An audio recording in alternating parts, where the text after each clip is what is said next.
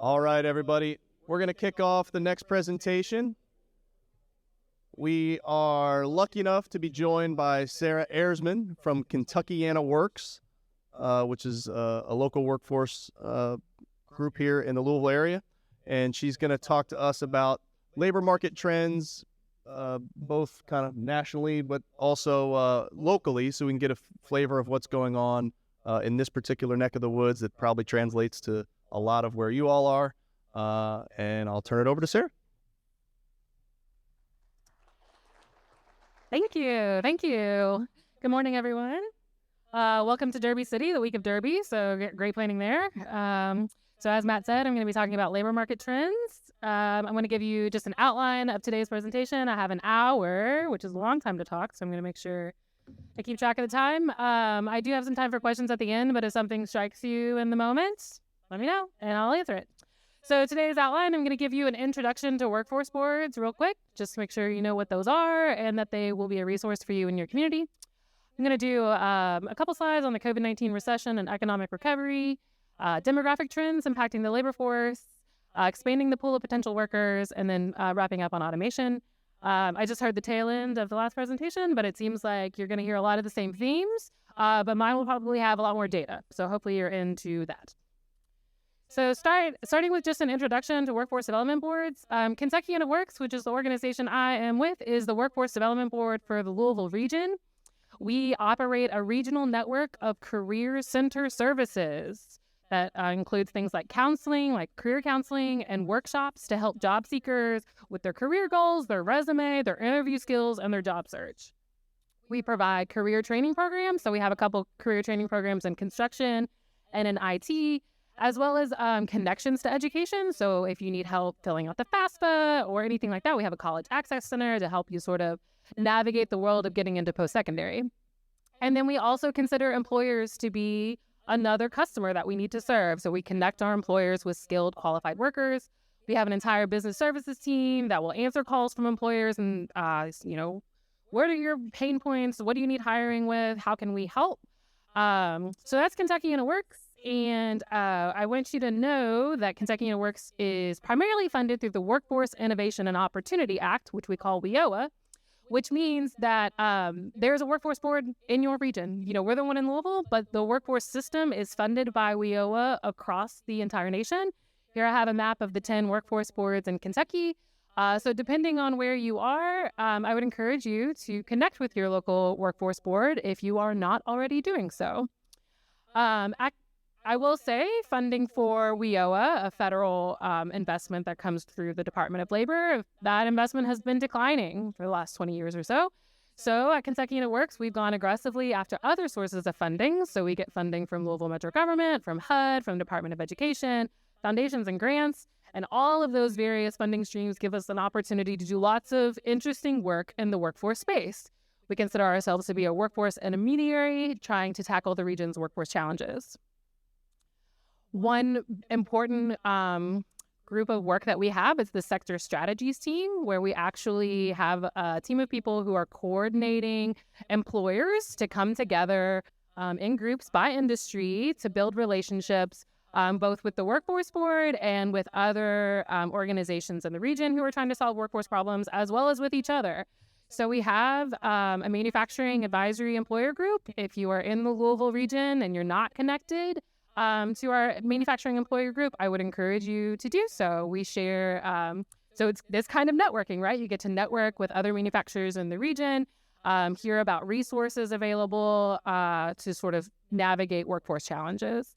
So our sector strategies team help us at the Workforce Board understand employment trends and the skills demand. We share resources available for training and other connections to workforce development efforts. And then we also try to build an understanding of and improve the worker experience in those frontline roles. So this is a picture of our healthcare employer group, but it is literally just a bunch of employers coming around the table with other community partners to really kind of share that information. Of course, now a lot of the rooms are virtual, but nonetheless. And then KentuckianaWorks also funds me, the Director of Labor Market Intelligence, to create accessible data-focused resources My job is to highlight quality in demand jobs so that anyone in the region understands sort of the sectors that are really important and the jobs that are within those sectors that are really important. What are the wages associated with them, the skills, training necessary to be successful in them, and really elevating data-focused resources for all of the various stakeholders in the region. So if you like some of the stuff you're going to hear today, you can find more on our website, KentuckianaWorks.org/LMI. Okay, so now to get into the actual presentation, I'm going to start with an overview of what's happened during the COVID-19 recession and subsequent economic recovery. As Matt said, my specialty is actually in the Louisville region data, but I sort of brought in national data where I can, and I will sort of try to talk about both at the same time. So this is just showing total jobs on the payrolls, right? So during the 2 months, the official 2 months of the COVID-19 recession were March and April of 2020. The number of jobs in the country just sort of fell off a cliff. Since then, the nation has brought back all of the jobs that were lost and then some. In fact, we're almost back on trend, seeing as the number of jobs on payrolls as if the pandemic had never happened. This chart is actually for the Louisville region, but it plays out nationally as well, where we can see that the recovery from the COVID recession, which is here in this darkest purple line, this darkest purple line is the COVID-19 recession. I mean, the sheer drop off in the number of jobs was quite dramatic, right? And if we compare that to the last two recessions, the Great Recession of 2008 and then the 2001 dot-com recession, we can see in those two earlier recessions, right, the pace of job loss was much slower and then the recovery was much slower, right? But here, this COVID recession was dramatic. And the response in terms of fiscal and monetary policy to get us back on track was also dramatic, really helping us come out of that hole much faster than had policy not reacted. Here I want to show you consumer spending. So what was interesting during the COVID-19 recession, so in a typical downturn, people kind of stop spending money, right? They're kind of nervous about if they're going to lose their job or not and tend to pull back on spending and investment. That didn't really happen during the COVID-19 recession. I mean, I guess it did technically in the recession because we see a dip in both goods on the left panel and services on the right panel for a month. And then, wow, did it just really shoot back up? In particular, the goods sector. So here I'm talking durable and non-durable goods, which of course would include your industries. And so here I've just plotted sort of the spending that was happening on goods, the 2-3 quarters before the pandemic, and then what kind of happened afterwards. So we saw a huge shift in spending to goods. Of course, this had to do with the fact that we couldn't do anything, right? We couldn't go anywhere. We couldn't travel. We couldn't go to restaurants. We couldn't go see things, right? And so a lot of spending shifted to goods. What we thought would happen, what economists thought would happen is that once things slowly started to come back open, we would see this shift to spending on services return. It did, but spending on goods never actually stopped either, right? So we saw just a ton of consumer spending, a ton of aggregate demand.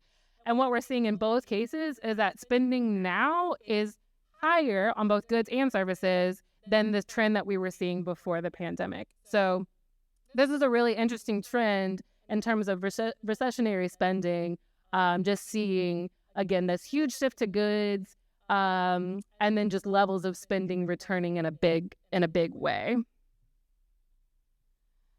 This, of course, drove demand for workers, right? If people want to buy stuff, then you need workers to help you get that stuff ready, right? And so we saw a number of online job postings reaching record highs, sort of in the months and years after the official recession. I want to know, job postings, the number of online job postings is starting to come down as we were sort of starting to finally level out here in terms of labor supply and demand. But overall, this is still a very high number. I mean, yes, it's coming down, but if we compare it to the number of online job postings that we were seeing before the recession, before the pandemic, we can see that the level is still quite high. But the labor force. So, right out of the gate, May 2020, the recession is technically officially over. We have tons of consumer spending happening. We have tons of online job postings out there, but we don't have the return of the labor force. The labor force was much slower to recover. You can point to a lot of different reasons as to why this might have been the case. Just the lack of availability of vaccines, being nervous about going out into the workplace for that reason, lack of childcare, all kinds of explanations sort of floated around. Unemployment insurance benefits, were another one that people tossed out there. But whatever the reason was, the size of the labor force did not come back for a long time relative to demand for workers, right? And this is what has really driven this narrative on a labor shortage or a labor crisis. I do want to point out, though, that in the last couple of months, the labor force is back. Good news, right? So this is, again, we're starting to see the balance return between supply and demand for workers. It's also true in the Louisville economy. We got our size of the labor force back in the first quarter of 2022. We saw that nationally in the second quarter of 2022, where we had finally reached that pre-pandemic level. The unemployment rate shows us that if you are looking for a job, what's the likelihood that you have one? A very low unemployment rate, like 3.5%, like one of the lowest unemployment rates that we've ever recorded, means that if you're looking for a job, you probably have one. So the pool of people who are out there, the size of the labor force, might be back to where it was, but all of those folks are already working, right? So where does that leave us in the space of, employers that are still looking for workers? I also want to point out that job recovery was faster in some industries. I have here just 4 industries plotted. The first, though, that I want to point out is the transportation and warehousing. Louisville is a logistics hub. UPS is here. Amazon is here. We saw employment in our logistics sector rebound in the third quarter of 2020. They had more employees on the payrolls in the third quarter of 2020 than they did in the first quarter of 2020 and the fourth quarter of 2019. So we saw huge, swift rebound in the logistics sector. And hey, think about it. What were you doing in May of 2020? Shopping online? Because I was, and having all of that stuff shipped to my door, right? And so UPS responded in a big way with big wages. And we really saw a shift of workers into the logistics sector. Now, this data is national, just because I wanted to make that easier. But we're seeing this was the third, fourth quarter of 2020, where nationally the transportation and warehousing was back to its pre-pandemic levels of employment. Professional and business services is here in dark purple. This was a sector that didn't lose a lot of workers to begin with. A lot of that work was easier to translate into remote work, and we saw the recovery there also faster than other sectors. Manufacturing here in orange was much slower to recover. Nationally, we saw recovery in about the second quarter of 2022. In Louisville, in the Louisville region, our manufacturing sector didn't get their employees back until just now, until the first quarter of 2023. So we did see recovery in the manufacturing sector quite slower relative to some other sectors. But it could be worse. Here I have the leisure and hospitality sector in the bottom here, which of course saw the steepest employment losses during the pandemic and actually have not yet recovered to their levels, their employment levels before the pandemic. Okay, so to recap what we saw so far, the COVID-19 recession was different. Consumer spending patterns were quite different. Demand for goods and services were not acting in a typical recessionary type behavior, but the labor force was slower to recover. And then some industries have fared better than others in the recovery. Okay. Everyone with me so far? So I want to shift now to some demographic trends impacting the labor force. I want to point out 2 big demographic trends. One are baby boomers aging into retirement, and 2 are a decline in immigration, both of which are going to be impacting our labor force. So very early on, when the labor force was not recovering and people wanted to really understand why, some economists at the St. Louis Fed started to look at the rate of retirements. And what we saw was the excess retirements. We saw a lot more retirements than would have normally been expected to be had the pandemic not happened. So here in the red, we're showing the rate of retirements that was happening basically since the Great Recession, which was essentially the time period that the first sort of years of baby boomer generation was able to actually retire. And so we're starting to see, baby boomers are aging into retirement. So the rate of retirements are going up, up, up. And then this is sort of where the gap is, right? Because the blue line here is showing you what we actually experienced. And then the red line is showing you the trend that we were on prior to the pandemic. And so this gap here between the red and the blue are sort of these excess retirements that we weren't quite expecting to happen yet, but they did. I mean, let's think about it. Early on in the pandemic, older people were definitely more susceptible to the harms of COVID-19, and the stock market was doing very well. So if you were thinking about retiring or thinking about stepping back from the labor force, already sort of on that age cusp, a lot of people seem to opt out and go ahead and retire early. In fact, the authors estimate that between February 2020 and August 2021, these excess retirements accounted for more than half of the people who left the labor force. So the thing about retirements, they tend to be sticky. Once you retire, you tend to stay retired. Doesn't always mean that you won't come back into the labor force, but they do tend to stick a little bit. So this was a concerning sort of trend that we saw.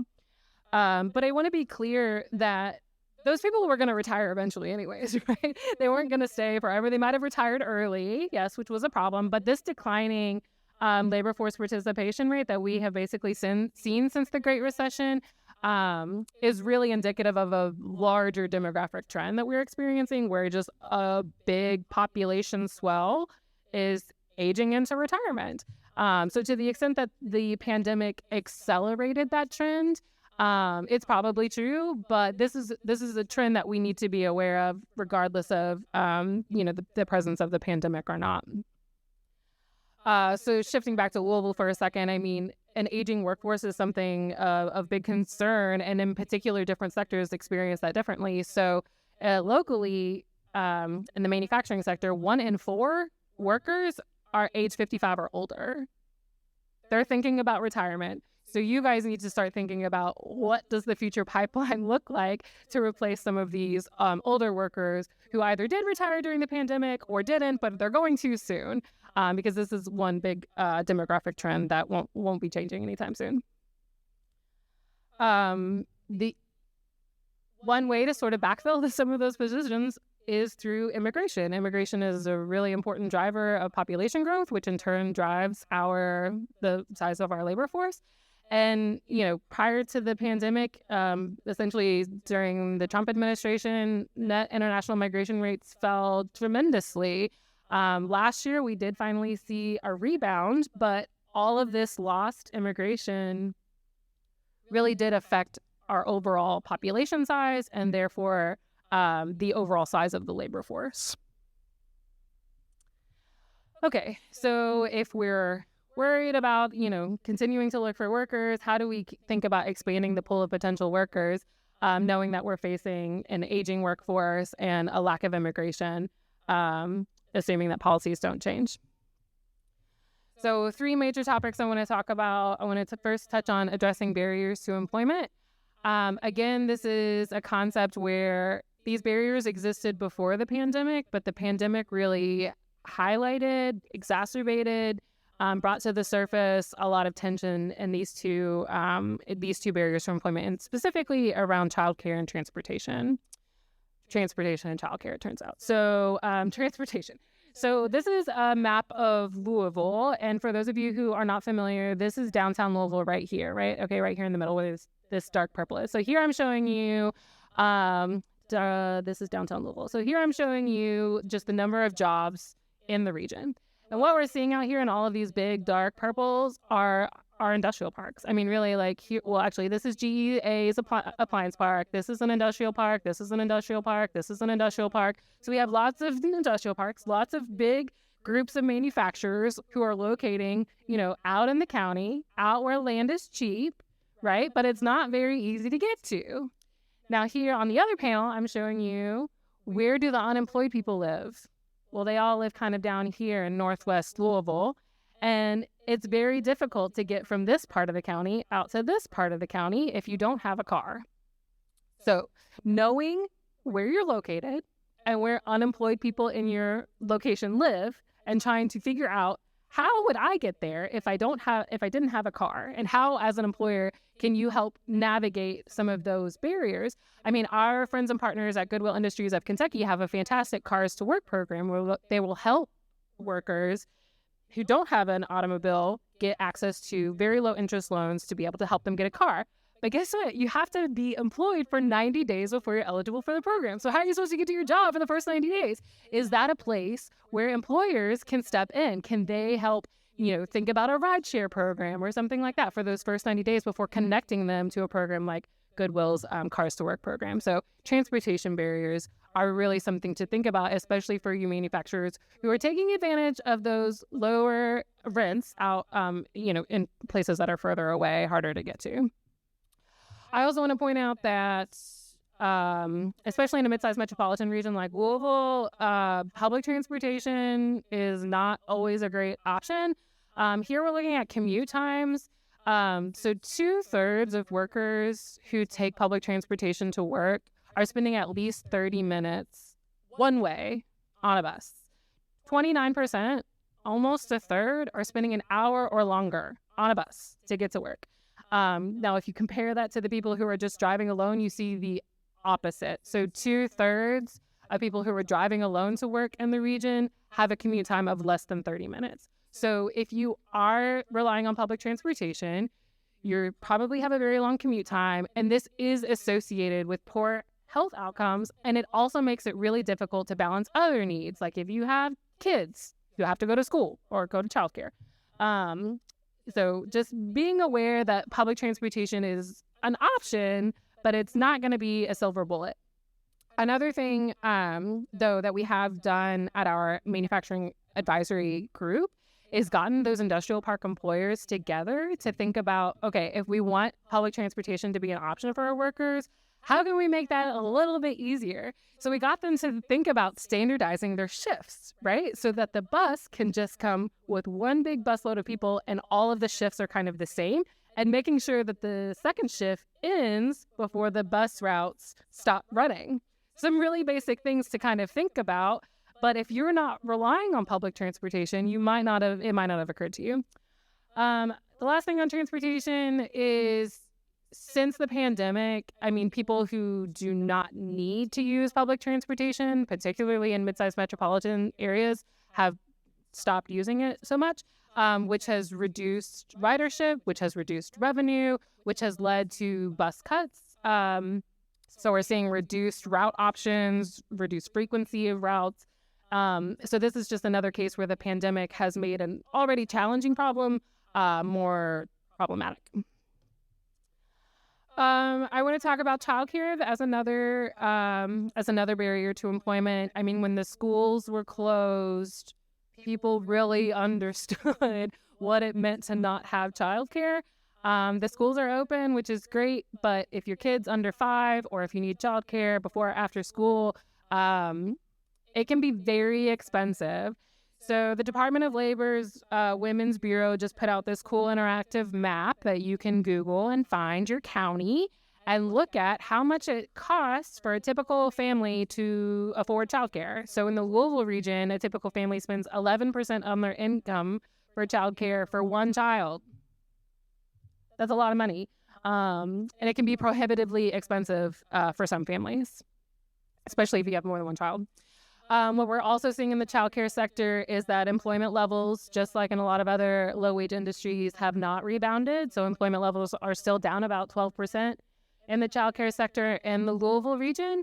But what this means, for you all, it means like we can't produce our goods and services. And that's what it also means for the childcare sector. We don't have the services to provide. So there are fewer slots available for children. It can affect other operating factors like when they are open. So my kid's childcare center is now only open from 8 to 4:30. Well, that's great for me because I have a flexible job and I can go in at 8:30 or 9. But if I have a shift that starts right at 8 and my childcare center doesn't open until 8, this is a problem, right? So really understanding some of the limitations that have arisen in the childcare sector in terms of the availability and the affordability of childcare options for parents, especially parents of young children.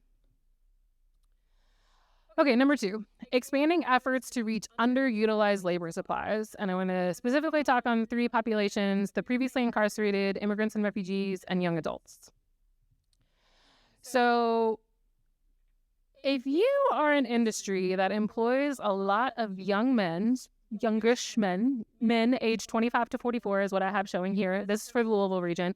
So these industries, at least a quarter of their workforce is comprised of men aged 25 to 44. Manufacturing here, it's about 30% locally. So if you are an industry that employs a lot of young age men, I'm here to tell you that your talent pool is oversaturated with people who have some kind of court involvement on their record. So national research has just shown that almost half, 46% of unemployed men in their 30s have a criminal conviction. So if you are looking to hire young men, 25 to 44 in their 30s, you should really sort of think about your HR processes and if there are opportunities available to work more effectively with previously incarcerated individuals. For example, the state of Kentucky has a bond program where if you as an employer hire previously incarcerated individuals, they will insure that person. And I think I've heard them say they've had to pay out less than 1% of everything that they've insured, so there are resources out there. Like if you are interested in working with this population more effectively, because it is certainly an untapped talent pool. National research, again, in the first full calendar year after release, only 55% of previously incarcerated people have any reported earnings, anything at all. And those that do have earnings report just above $10,000 for the year. So very low wage work. So this is a population. The United States incarcerates a lot of people, which now means that we have a lot of people in the labor force who have a criminal conviction on their record. So how can we as employers think about more effectively working with this population? Immigrants, again, are another sort of untapped talent pool. Locally, we see in the Louisville region that more than 60% of our region's immigrants are in their prime working years, 25 to 54. This is reflected in their labor force participation rate. We see a labor force participation rate that's 9 points higher among our immigrant population compared to the U.S. born in the region. But immigrants and refugees also face additional barriers when it comes to getting into employment, whether those are language barriers or other kinds of credentialing barriers. This is another sort of untapped talent pool. And actually GE Appliances just did this really cool initiative where they are working with Afghan refugees in particular, and they have sort of a translator, one person that can speak Farsi and English, sort of working with different groups, right, to help navigate that language barrier.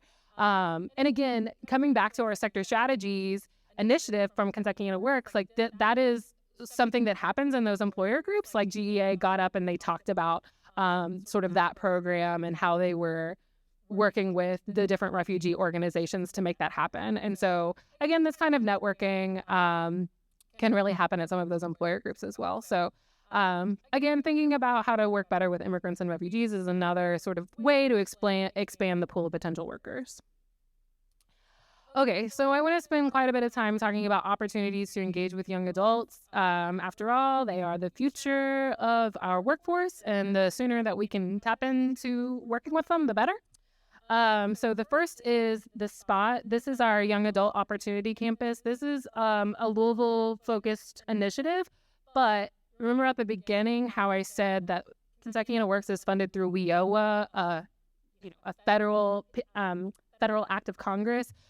WIOA requires us as a workforce board to have programming dedicated to 16 to 24-year-olds who are not enrolled in school and not working.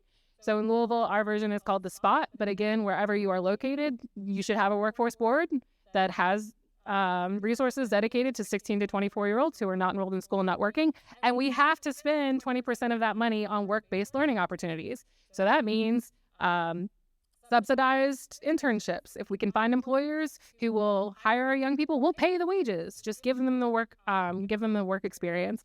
So thinking about how to tap into your local workforce board and get connected to getting connected to that young adult programming is one definite cool way to engage with young adults. In Kentucky, there's been a big push in the high schools to get on board with career and technical ed, CTE.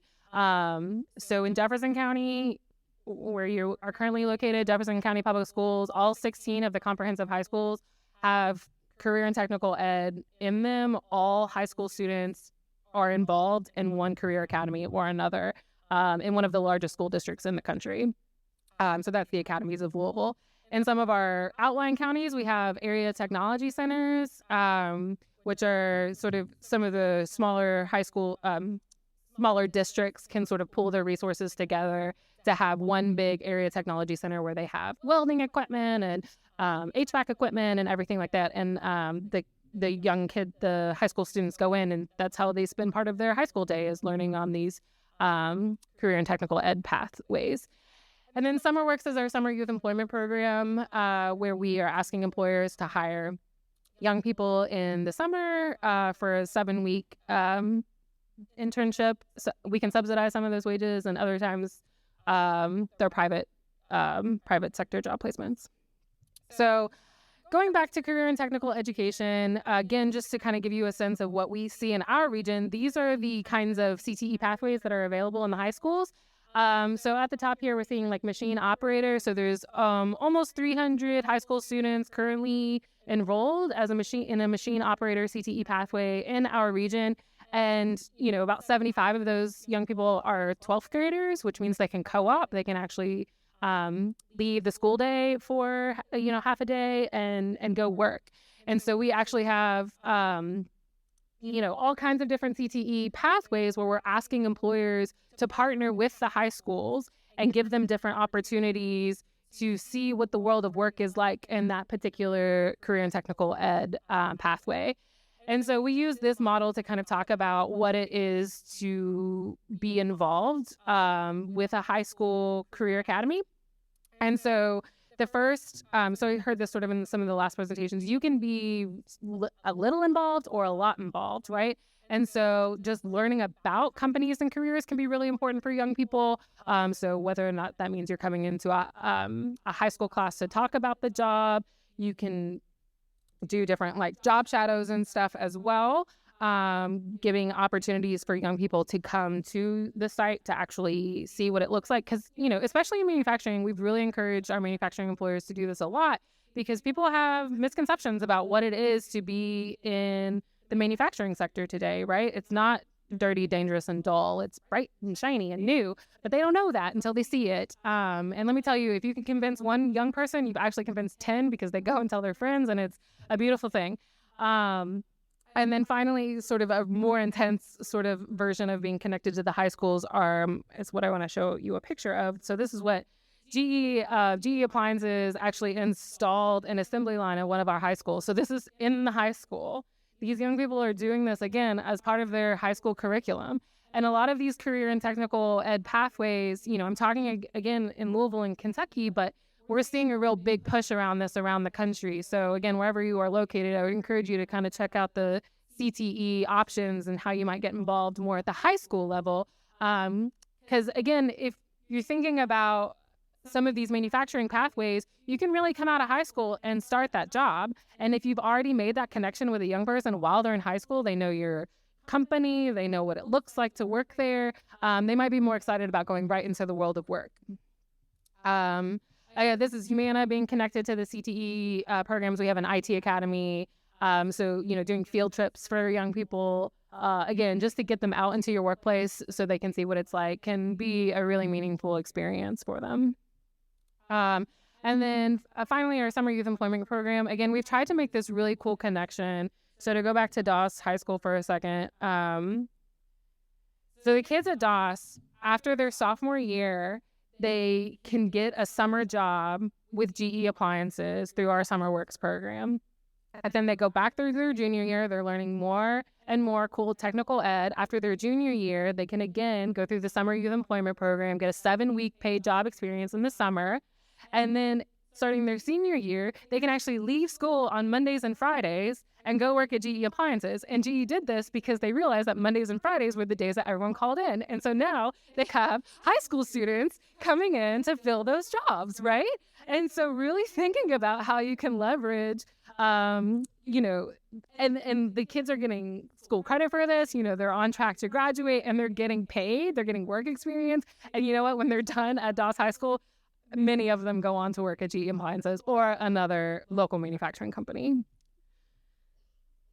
And so something I hope also that I hope you saw sort of on the pictures that I've showed is younger generations are more racially diverse. So this is data for the Louisville region, but at the very top I'm showing you Gen Z, where we see that more than a third of our region's Gen Z identify as Black, Indigenous, or a person of color.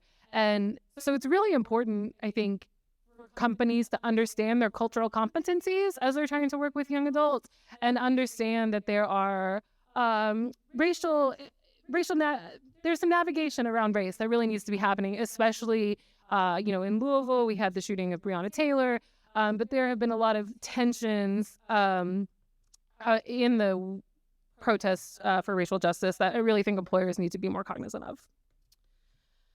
Okay, so the third thing to talk about here is improving job quality. If you have an attractive offer, right, then you're more likely to get more attractive applicants to that job. So I want to talk about wages, benefits, scheduling, and worker voice. I heard a lot of this brought up in the last presentation, so I won't talk too much about it, but I want to show you some data about it first.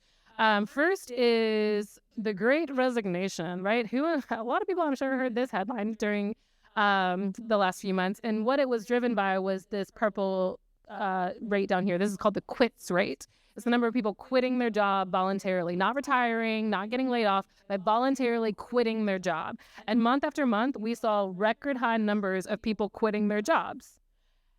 And that got coined the Great Resignation. But in my personal opinion, they missed the other part of the story, which is the blue line, the hiring line, the hires rate, right? Which was much higher than the quits rate. In fact, it was also reaching record highs at the same time. So these two things together, along with the fact that we saw the size of our labor force and we saw that it was increasing, this suggests that people weren't just quitting their jobs and like sailing off into the sunset to not do anything. They were voluntarily quitting their jobs and taking a job elsewhere. They were getting rehired elsewhere, probably to a job that had a better value proposition for them, right? And so when we think about improving job quality, yes, wages are going to be at the top of the list for every worker. It's just a fact. But benefits are also very important. I heard some talk about paid time off, health insurance, also obviously came to light during the pandemic. Scheduling can also be a very big benefit to consider. Do you have a consistent schedule? Do you have a flexible schedule? What do your workers need? And are you able to accommodate? The visibility of career pathways, knowing that if I start, I heard someone say, their jobs are dull. Well, if I start in this dull job, is there a ladder for progression? And do I know that coming in? Like if I stick with this job that's kind of dull for a year, like do I have an opportunity to advance? And do I know that going in? Because it might make me more likely to want to stick with that dull job for a year. And then are you providing the training and the resources to navigate those pathways? Not that it's just like some theoretical example that I can start on the line and then become a machine operator, but like, are there training opportunities that are available to me as a worker? And then finally, worker voice. I feel like this was the one comment I wanted to sort of scream from the back table. If you don't know what your workers need, ask them. Ask what your workers need. Instead of just thinking about exit interviews, do retention interviews. Are you having regular points where you're hearing from your workers, hearing what their struggles are, and if you as the employer might be able to help alleviate some of that? Okay, so I want to talk about wages, though, because wages, let's be real, wages will always be the number one indicator of job quality. So some economists at MIT have developed what they call the living wage calculator. The living wage model is the minimum threshold needed to maintain economic self-sufficiency without the use of public assistance programs and without facing severe housing or food insecurity, i.e., can you pay your bills, keep a house, keep a roof over your head, put food on the table, and not depend on public assistance at all. This does not include saving for retirement, going out to restaurants, taking a 2-week vacation. No, none of that. Just the minimum level needed. In the Louisville region, for one adult with no children, the living wage is $16.11 per hour. It's a lot higher than a lot of people imagine it to be. For 2 working adults with 2 children, each adult needs to earn almost $24 per hour. Both of these are assuming full-time year-round. So again, you can look at livingwage.mit.edu. This is for the Louisville region, but it's out there for all counties, all regions, all states. Look it up, know your living wage, see if you're being competitive. Do you really want your workers to have to apply for public assistance in order to get by? Going back to the Great Resignation, again, the idea that people were quitting their jobs and taking a job elsewhere really drove increases in wages. So here, this is Louisville data. I wanted to show Louisville data because the national wage data is really driven by some big wages on the coast. But so in Louisville, what we saw as far as wages go, I just have $23 per hour plotted here just as a reference point. And so really like the 5 years before the pandemic, we saw basically no wage growth, right? So hovering around $23 per hour for all private sector workers across the region. It slowly started to uptick right before the pandemic. But then after the pandemic, we have seen tremendous wage growth.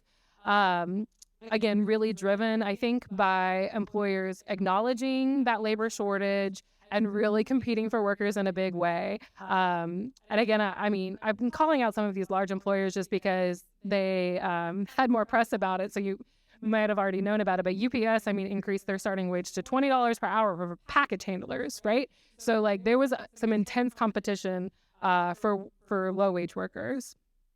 Let's see, did I finish that one? Yeah, so overall average wages in the first quarter of 2023 were almost 20% higher than they were in the first quarter of 2020. So really big wage growth.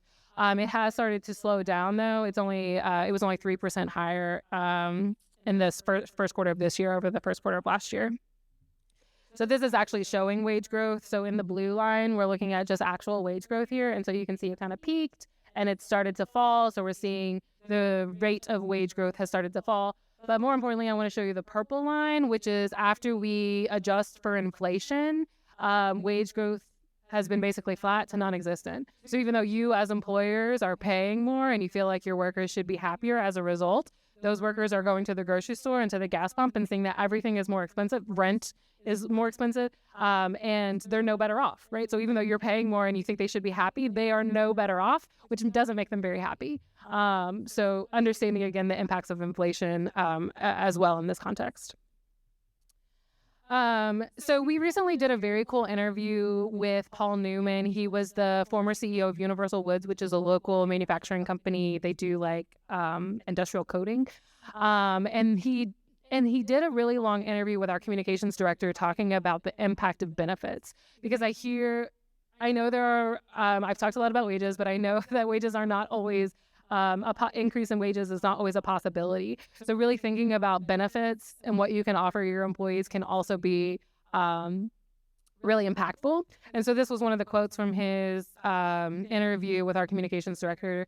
It's a virtuous cycle. As you become more stable as a business, you can provide better compensation and benefits, which in turn helps attract better employees and gets them to a better place in their lives, which leads to a healthier business. So really thinking less about workers as like the cost of doing business and more about an investment strategy, right? And how that will reduce turnover over the long term and increase your talent pool, increase your pool of talent will also, really kind of pay for itself in the long run.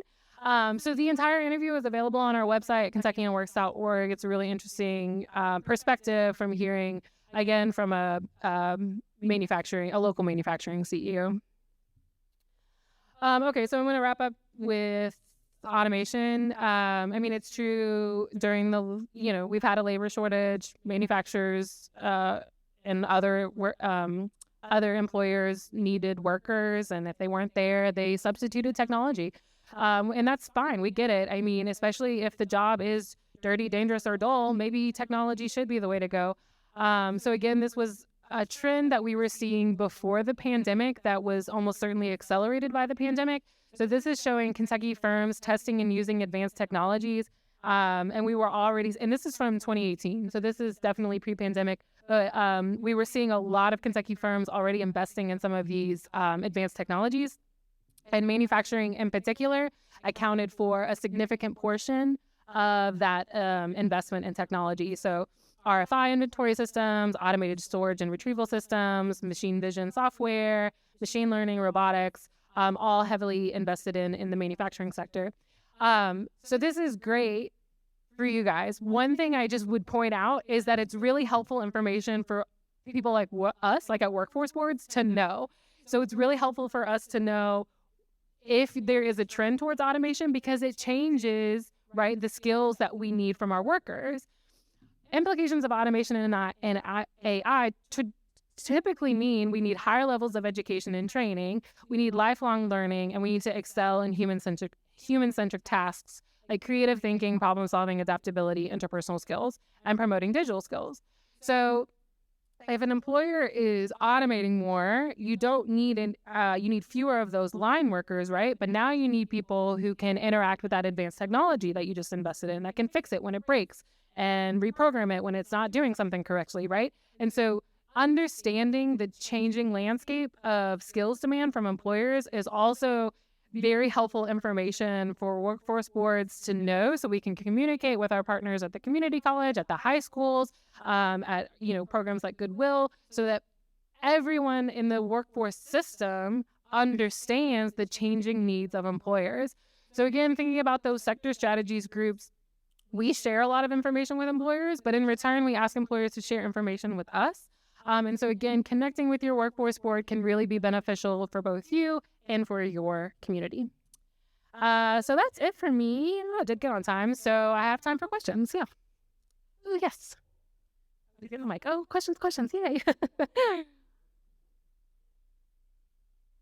All right. I'm going in order here. Dennis.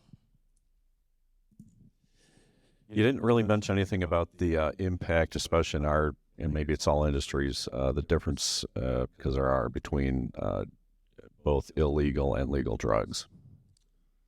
Kentucky has had a significant problem with opioid use.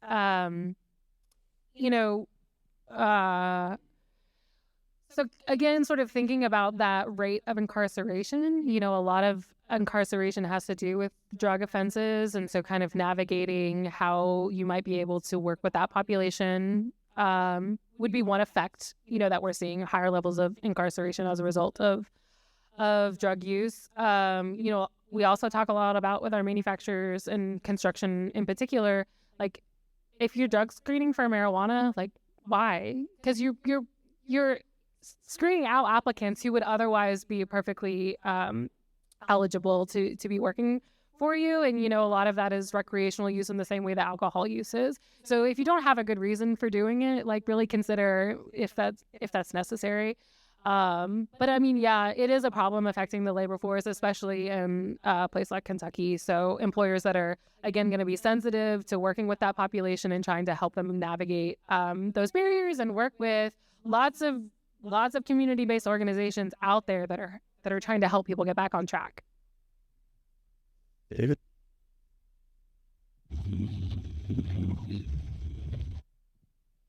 Good morning. Okay, good morning.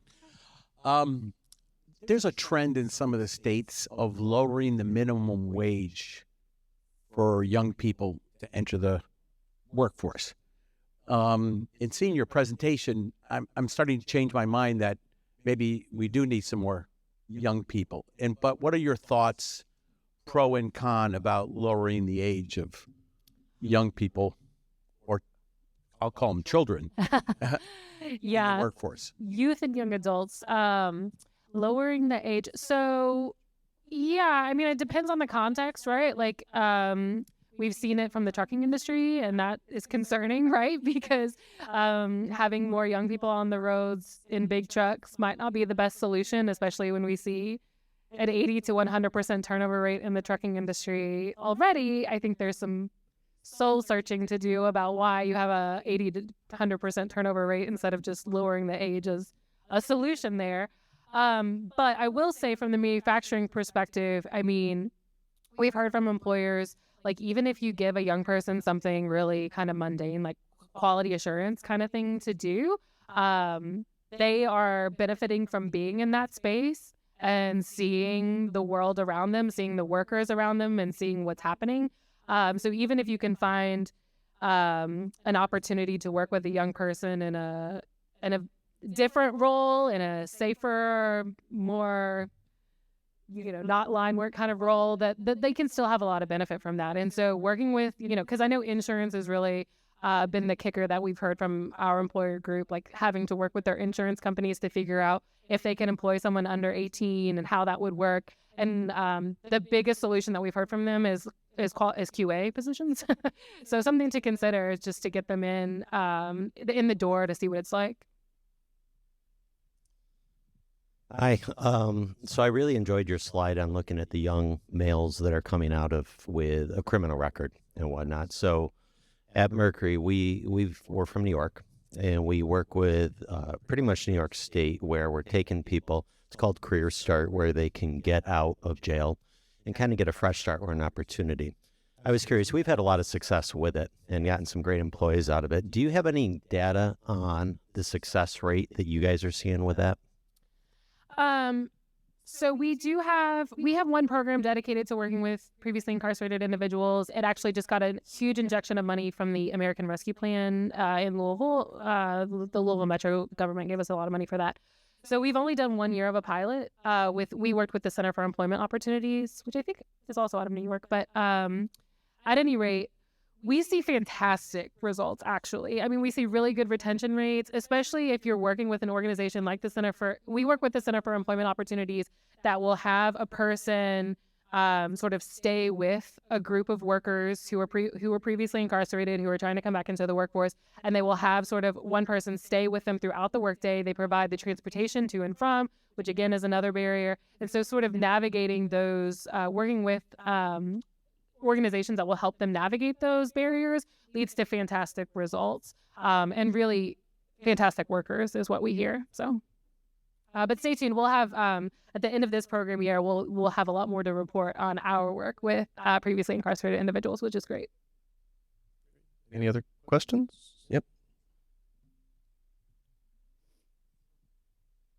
We do some of the same work with incarcerated employees, and the difficult thing for us is when they actually get out, because then there's not housing, and trying to find companies that will help them find a home and where to stay. That's a big thing for us right now, because around where we're at, just north of Fort Wayne, that's the difficult piece. How do we get housing for people? How do we help them find resources to improve their lives once they get out? Yeah, I appreciate the question and the magnitude of it. I mean, it's not just for previously incarcerated people, right? Like, it's for, like, we have a big homelessness problem in Louisville, as lots of your communities probably do too. Affordable housing and access to housing. Housing first. You can't be a good worker without the basics, right? And so I don't have a answer or solution so much as, like, I appreciate and acknowledge the magnitude of the problem. And there definitely are community-based organizations that are trying to work together as best as they can to navigate that. But at least locally in Louisville, we saw a huge injection of American Rescue Plan money into our Affordable Housing Trust Fund. So we do hope to see more affordable housing built. But yeah, just understanding the societal problems of your community can also help you be a better employer in terms of thinking about how to better connect with community-based organizations, or advocate for policy changes that might help the health of your community.